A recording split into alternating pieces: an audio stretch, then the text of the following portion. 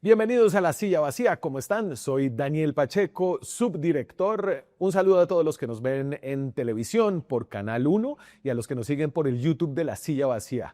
Hoy vamos a dar una mirada al pasado reciente, a lo que pasó en el estallido social en Cali en el año 2021 y la pregunta que sigue permeando la política actual. ¿Fue una infiltración criminal? ¿Fue un paro genuino de protesta social? Hoy estamos desde la redacción. Catalina Lobo Guerrero es periodista, es escritora, hace periodismo freelance e independiente y publicó en La Silla Vacía este reportaje que titulamos Oportunismo criminal, la sombra del estallido social en Cali. Catalina también es autora de Los restos de la revolución, un libro grandote, importante sobre lo que fue el chavismo, donde estuvo viviendo, además estuvo viviendo en Venezuela muchos años. ¿Qué más, Catalina? ¿Cómo va? Hola Daniel, muchas gracias por invitarme a su programa. Catalina, este es un reportaje con una ambición grande y quiero como empezar por ahí. Es parte de un libro que usted está escribiendo sobre el estallido social en Cali. Entonces, como deme la ambición y todo lo que hay detrás de este artículo que es largo, pero pues es importante y creo que es una de las miradas más completas que hay acerca del estallido social en Cali. Sí, bueno, pues digamos como la idea detrás de este reportaje y de otros reportajes, digamos el año pasado también en La Silla publicamos otro reportaje también sobre otros aspectos del estallido, es tratar justamente de entender mejor qué fue lo que pasó. Yo de alguna forma no vivía en Cali en ese momento. Cuando llegué como hacia finales del 2021, principios del 2022, me impresionó escuchar tantas historias de tanta gente, historias como muy distintas, ¿no? Entonces quise como empezar a reportear eh, de alguna forma como por parches, porque entender algo como tan complejo, tan caótico, tan confuso al tiempo es difícil, entonces empecé a explorar como pequeños rincones o pequeños aspectos de qué fue lo que sucedió. Sí.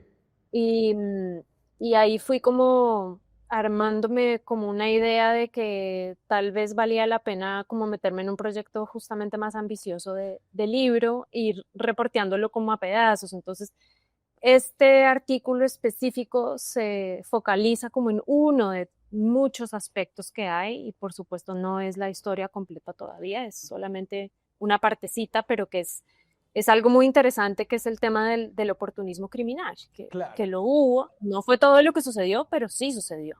Claro, y esto es clave porque el estallido social es un mito fundacional de la llegada de la izquierda al poder, ¿cierto? En 2022 después. Entonces, creo que el mismo presidente se ha identificado como producto de ese estallido y su gobierno como un gobierno que responde a lo que pasó ahí. Y por el otro lado, entonces ellos lo ven como un evento de estallido social espontáneo que se reúne y se fortalece por la violencia estatal. Y del otro lado, creo que la oposición y unos sectores como opuestos al gobierno lo presentan como una cosa manufacturada por grupos criminales, ¿no? Y entonces como en esta polaridad es importante como entender realmente qué pasó, ¿no? Ujú. Sí, a mí justamente como que para tratar de entender mejor, a veces hay que hacer un poco como oídos sordos a las narrativas que se han creado sobre un mismo evento y sobre un suceso, digamos, que también ha tenido como tantas connotaciones políticas. Y tratar de mirar más allá de la historia que se ha ido construyendo, muchas historias que se han ido construyendo, muchas narrativas, son varias, no son solo dos, pero digamos que en un contexto tan polarizado se tiende a ver solamente como dos versiones, ¿no? De manera muy maniquea. Y, y creo que hay que como tratar de encontrar justamente como las complejidades y los matices, Sí. ir más allá de los discursos políticos para ver qué era lo que estaba pasando. Y entonces, ¿fue un estallido social? Sí, yo creo que fue un estallido social, pero no fue solo eso. Y fue una infiltración criminal y guerrillera, sí, también, pero no fue solo eso. Entonces, hay que ver como todas las caras, digamos, como del asunto, y no quedarse solo como en una versión reducida que además poco ayuda a explicar lo que pasó. En ese contexto ya entro como en materia. Usted revisó archivos de la fiscalía, usted revisó cosas de la policía, usted habló con protagonistas que estaban que estuvieron en el estallido, usted leyó informes que se han hecho sobre el estallido. Eh, Pongamos como, a mí me gusta la primera escena con la que arranca el reportaje porque un poquito ilustra cómo ese oportunismo criminal terminó como marcando el estallido. Esa primera escena con la que arranca el estallido es lo que sucede una noche en el barrio Calipso, diagonal al famoso éxito de Calipso, donde, digamos, alguna gente estaba denunciando que también estaban torturando gente y donde habían disparos y cosas así. Diagonal a ese éxito había una sucursal del Banco de Bogotá y un cajero electrónico. Y una noche, como a las 9 de la noche, llega alguien armado y están abriendo el cajero electrónico con una sierra eléctrica y afuera hay una fila como de 200 personas de gente del barrio como esperando su turno a que le repartan el botín. Entonces hubo una situación en Cali, en muchos lugares de la ciudad, en donde ya pasados como que los primeros días hubo como algunos intereses criminales ya en atracar sedes bancarias, comercios, etcétera, digamos, y operaban ya de manera estratégica y habían ya como unas operaciones. Yo leí algunos reportes justamente y algunas audiencias judiciales. Yo también revisé muchas audiencias judiciales de personas detenidas en ese momento que sí lograron capturarlos en flagrancia y hubo hasta persecuciones armadas de la policía yendo detrás, digamos, de carros y motos y hubo una persecución en caliente con disparos, o sea, como si esto fuera una película de acción, ¿no? Sí. Eso también pasó durante el estallido, pero son cosas que nosotros no conocemos mucho porque todo esto es como el mundo subterráneo, las historias subterráneas del estallido, pues que uno no se enteraba de eso. Total, o sea, yo me acuerdo de ese cubrimiento del estallido. Yo estaba aquí empezando como editor general en La Silla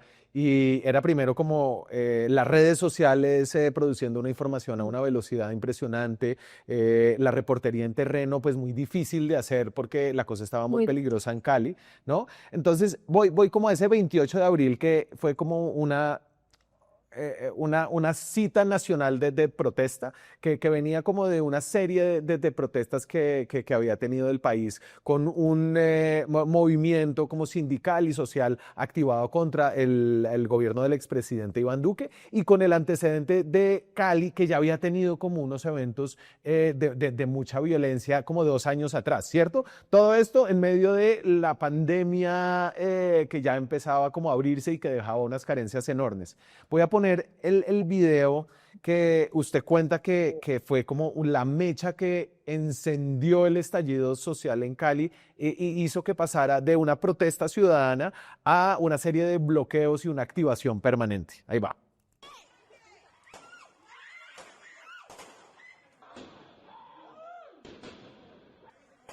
Entonces esto lo rescatan nuestros colegas de Cuestión Pública. Recuérdenos un poco qué estaba pasando en ese momento. 28 de abril convocan justamente a una jornada de paro nacional enorme para protestar justamente contra la reforma tributaria que el gobierno de Iván Duque quería presentar ante el Congreso. Y veníamos de un contexto de pandemia durísimo y en Cali especialmente, digamos, esa situación fue dramática. O sea, la ciudad tenía un 30% de cifra de pobreza, de desempleo. O sea, aquí el tema del hambre fue real. Entonces sale a marchar la gente en Cali de manera arrolladora, multitudinaria, salen a Sí. las calles y digamos las primeras horas de la mañana lo que hay sobre todo es como una marcha de los indignados, o sea, y participan niños, participan abuelos, o sea, sale mucha gente a marchar. Pero en paralelo a eso empieza a haber también algunos saqueos, algunos mercados, o sea, hay una cosa también, los locales del centro de la ciudad, y ahí es cuando se empieza como a configurar un escenario ya de estallido, o sea, es gente con hambre, gente con rabia contra la institucionalidad, etcétera. ¿Qué pasa? Que a finales de la tarde sucede eso que acabamos de ver en el video, un pelado menor de edad, 17 años, hincha del América, se llama Marcelo Agredo, ve a ese policía en un sector cerca de Puerto Resistencia, le pega una patada voladora al policía y el policía saca su arma de fuego y le dispara a la cabeza a Marcelo Agredo, y Marcelo Agredo pues no muere en el instante, pero cae al piso, disparos en la cabeza. Y ese video de los disparos, pero Sí. también otro video en donde se ve a Marcelo en el piso, la cabeza sangrando, se vuelve viral. Y eso hace entonces que ya mucha gente empiece a decir, hay que resistir, hay que organizarse, y empiezan ya, digamos, como una estrategia distinta como de calle. Y a los pelados los envalentona mucho, digamos, este tema de la represión policial. Son los pelados que en muchos de estos sectores también tienen una relación muy complicada con la policía. Entonces es como la oportunidad también de sacarse una Sí. rabia contenida que tienen muy fuerte. Me voy simplemente al mapa de bloqueos que usted pone en ese reportaje, que me parece chévere. Y entonces hablábamos que después de que la cosa se calentó con el homicidio de un joven por parte de un miembro de la policía, quedó en video, empezaron bloqueos alrededor de todo Cali y ahí es que empieza el estallido social, Catalina. Pues no, el estallido empieza desde el día uno con esas marchas, pero lo que sí va a empezar a suceder es como una parálisis, un caos y una oportunidad de pescar en río revuelto para muchos grupos criminales Y la internos. resistencia, ¿no? Empieza como, sí, usted tiene Sí, razón, el estallido ya exacto, había empezado, pero empieza como un estallido que se resiste a irse, ¿no? No es como, no, una marcha y ya nos vamos a dormir, sino esto es como una movilización permanente. exacto. Y entonces surgen puntos de bloqueo, digamos, con barricadas en algunos lugares específicos de la ciudad. Y cuando uno hace el análisis espacial de dónde quedan ubicados varios de esos puntos de bloqueo, llama la atención de manera muy importante los dos extremos, o sea, el oriente de la ciudad, aparecen varios puntos de bloqueo sobre la avenida Simón Bolívar, que es como la que marca la frontera con el oriente y lo que se conoce Sí. como el distrito de Agua Blanca, que son, digamos, barrios populares que fueron severamente afectados durante la pandemia, unas cifras de pobreza muy importantes, y al otro lado la ladera de Siloé, que es como una gran favela, por llamarlo de alguna manera, en Cali, y ambas son zonas que también tienen un contexto criminal importante. Ahí hay varios grupos delincuenciales, hay oficinas de cobro del narcotráfico, hay pandillas. Entonces todo este contexto criminal es importante porque el estallido no ocurre en un vacío. Y aquí Y este el que hecho de estamos que no ocurra en mostrando, un vacío, ¿cómo? este que estamos mostrando, Catalina, es un documento de Sí, la Fiscalía que usted encuentra como en su investigación, en donde ahí se ven más o menos un poco en esos mismos puntos o unos puntos similares, es donde son como las zonas de grupos delincuenciales, como los llama la policía. sí. Entonces, son puntos que coinciden, digamos, como con este tipo de estructuras, digamos, Naciones Unidas para las Drogas y el Delito en el 2019 hizo un análisis muy importante de cómo Cali era una de las ciudades a nivel mundial. Ese estudio lo hacen en 3 ciudades del mundo: Johannesburgo, Cali y otra, la tercera se me olvida, pero lo hacen porque habla un poco como de la complejidad del sustrato criminal de la ciudad. Y ahí operan, digamos, como muchos tipos de estructura, eran más de 180 para ese momento en que ellos hacen ese análisis. Y estas distintas estructuras pues van a jugar un papel también dentro del estallido, muchas veces como guardia protectora de algunos de esos puntos de bloqueo. O sea, yo tengo testimonios y tengo el caso de algunos puntos en la ciudad en donde, digamos, estas estructuras los ayudaron a proteger a los pelados cuando eran reprimidos por la policía, o a veces llegaban estas camionetas blancas sin placas a dispararle a los pelados, y entonces pues también crearon de alguna forma como una retaguardia armada, un Sí. poco para proteger a los pelados, porque esos pelados también hacen parte de esas mismas familias del jefe de la oficina de tal barrio, o es el tío, o sea, es que no podemos como, no sé, como sacar con pinzas, no, es que los pelados de las primeras líneas son estos, no, o sea, hay que entender como el contexto urbano local de manera más compleja para entender cómo fue esa influencia. Claro, entendiendo el contexto regional también de Cali como el epicentro como del Pacífico colombiano, una zona Sí, que está por todos lados, hacia el norte, hacia el sur y hacia la cordillera central, llena de narcotráfico, marihuana correcto. y el puerto de Buenaventura. Y muchas, digamos, muchas actividades de la cadena de valor del narcotráfico y del microtráfico pasan por Cali y es una ciudad que también tradicionalmente ha tenido también presencia e influencia de, pues, de los grupos guerrilleros, tradicionalmente el M-19 antes, luego el ELN, las FARC en algún momento y bueno, ahora con el tema de las disidencias y los recientes atentados en Cali, pues es una ciudad, es la tercera ciudad del país, pero es Sí. muy fácil bloquear a Cali y es muy fácil atentar, digamos, contra Cali y afectar su infraestructura, su movilidad, etcétera. Y entonces aquí llegamos, pasamos como del estallido espontáneo ciudadano de niños y viejitos protestando en la calle a un enfrentamiento abierto con la policía que empieza a ser apoyado por bandas, pero donde hay como una movilización genuina ciudadana. Sí, ahí lo que sucede es como una espiral de violencia. Entonces, digamos, esas primeras horas cabe hacerse la pregunta si el Estado, si la policía no hubiera reprimido de la forma como lo hizo las marchas pacíficas y luego como los primeros intentos de ataques, etcétera, de una manera distinta, si esto no hubiera escalado al nivel en que escaló, si los grupos entonces criminales no se hubieran metido allí, porque no se meten desde el primer momento, o de pronto hubo uno que otro que sí buscó desde el Sí. primer momento, no sé, vandalizar las estaciones del mío o hacer saqueos o algo así, pero digamos como esta llegada ya después de tantos grupos en paralelo, sí es algo cuando uno traza de manera cronológica la forma como fue escalando la violencia, es clarísimo que la dinámica de los primeros días es muy distinta a la que empieza a suceder semana y media después o 2 semanas después. Y ahí le tengo Y eso lo hablé yo con también, no solamente con la gente en los puntos de bloqueo y pelados de primeras líneas, lo hablé también con expertos, con investigadores, con fuentes de inteligencia, o sea, con todo tipo de personas. Este es un análisis que, o sea, tiene más de 20 entrevistas, más de 100 documentos, en fin, yo realmente como que Catalina, procuré como tratar de tener la mejor información posible. ahí tengo la pregunta sobre eso es, o sea, los policías, por ejemplo, el patrullero que saca el arma después de que el chino se le lanza con una patada voladora y como que apunta y le da en la cabeza, eso venía de una orden que ellos recibieron que era explícita como vamos a darle bala a los pelados, o era No. una orden como me tienen que abrir eso a sangre y fuego, o era simplemente como los tipos escuchando cómo se refería el presidente Duque al estallido como una cosa infiltrada que le restaba legitimidad. ¿De dónde salió como esa reacción de la policía? A ver, yo creo que ese es un aspecto que todavía falta como escudriñar un poco más, entender cómo fueron las decisiones operativas en ese momento.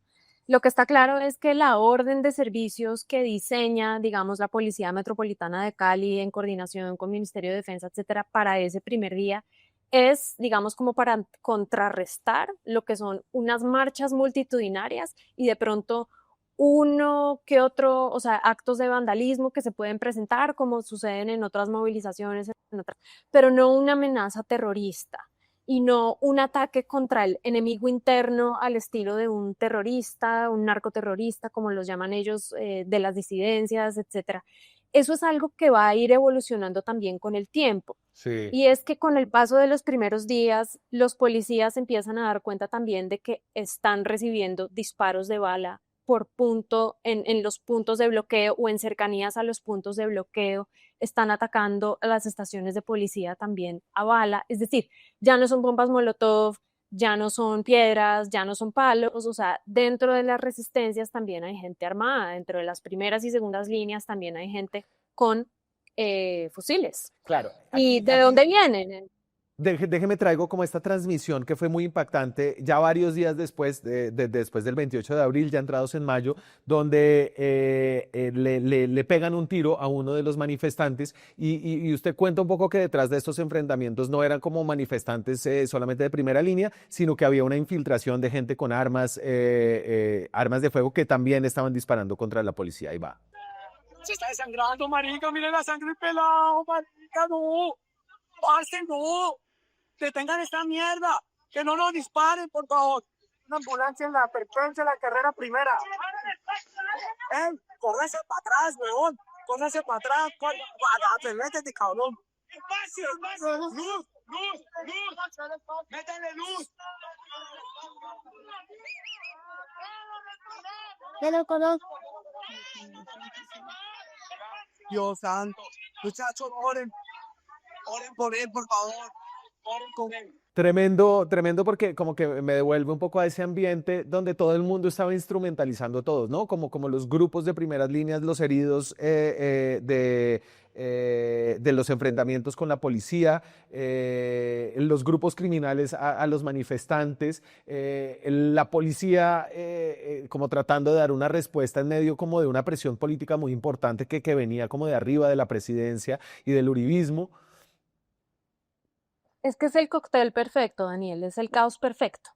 O sea, ahí, digamos, creo que se cometieron todo tipo como de abusos, de atropellos, hubo un error también de lectura de qué era lo que estaba pasando, hubo unas narrativas políticas, creo que el ruido de las redes sociales, la desinformación, las mentiras, las manipulaciones influyeron también en que de pronto no hubiera tampoco como una lectura adecuada de la realidad, pero a veces me pregunto si eso es posible hacerlo bien Claro. en caliente cuando están sucediendo tantas cosas en simultáneo, porque al mismo tiempo en que hay, digamos, una protesta legítima, unos pelados que de verdad están luchando como por tener una mejor educación, mejores oportunidades de empleo, de futuro, pues por otro lado también hay unas oficinas del narcotráfico jugando un papel ahí, hay unas disidencias de las FARC y el ELN jugando un papel ahí, o sea, es literalmente aquí entró todo el mundo a pescar en río revuelto y a ver cómo le sacaba provecho a esa Claro. situación. Usted lo muestra con el caso de alias Nene, entonces este no es el que mostramos de la transmisión, este es otra persona que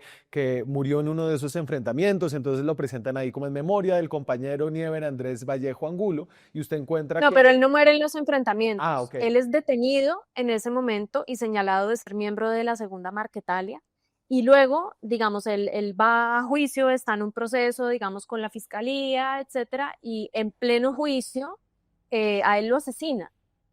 Pero al mismo tiempo en que, digamos, ciertos sectores políticos están diciendo es que están asesinando a los jóvenes presos políticos del estallido, pues había información de que esta misma persona, Níver Andrés Vallejo, también era el dueño de un expendio y de una banda local criminal que se llamaba El Platanal. claro. Entonces, y que hacía reclutamiento de jóvenes para la Segunda Marquetalia. Entonces, hay como unas muy delgadas líneas grises en donde una misma persona podía ser un manifestante indignado, trabajar para una banda delincuencial local y trabajar para una de las disidencias de las FARC. Claro. Tres en uno. Una misma persona podía encarnar esas tres cosas. El último dato es el de homicidios de Cali, que usted muestra que los homicidios no solamente tienen un gran pico durante el paro, digamos como en abril y en mayo, que es como el pico del paro, sino que aún en los meses posteriores, cuando la cosa ya se estaba abriendo, las bandas y como la infiltración criminal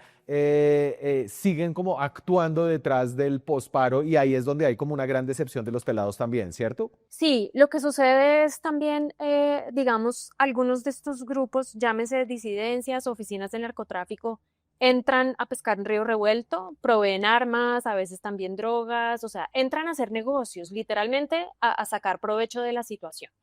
Em, lo que pasa también es que después empiezan, digamos, como me lo describió una persona que yo entrevisté de ese sector Calipso, empiezan, digamos, como las bandas y las oficinas a aprovechar ese momento para decir, yo necesito quitarme a un enemigo de encima o yo necesito asesinar a este competidor. Sí.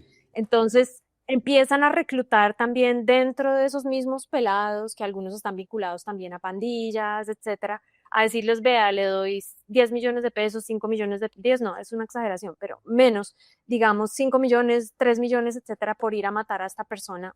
Es un ajuste de cuentas, Sí. o sea, son vendetas también entre ellos. Y eso empieza a suceder y eso dispara la cifra de homicidios en Cali, pero no son necesariamente homicidios ligados a la protesta. Son asesinatos por sicariato y luego algunas de esas personas las quieren hacer pasar como muertos, digamos, en combate o en ataque con la policía o algo así, porque era la oportunidad perfecta para hacer algo así también. Claro. Catalina Lobo Guerrero es la autora del Oportunismo Criminal, a la sombra del estallido en Cali, un reportaje completo, abarcador sobre lo que pasó detrás de esos hechos de protesta social. Catalina, un gusto tenerla por acá. No, un gusto siempre conversar con usted, Pacheco. Un abrazo a todos por allá. Un abrazo, que estén muy bien y ustedes también que tengan unos muy buenos días de descanso por estos días. Nos seguimos viendo con más contenido aquí en La Silla Vacía. Chao. Hacer periodismo independiente cuesta. Cada suscripción a este canal nos permite financiar historias que revelan patrones, intereses y otras dinámicas de poder que otros no cuentan. Suscríbase y sea parte de la comunidad que apoya a La Silla Vacía.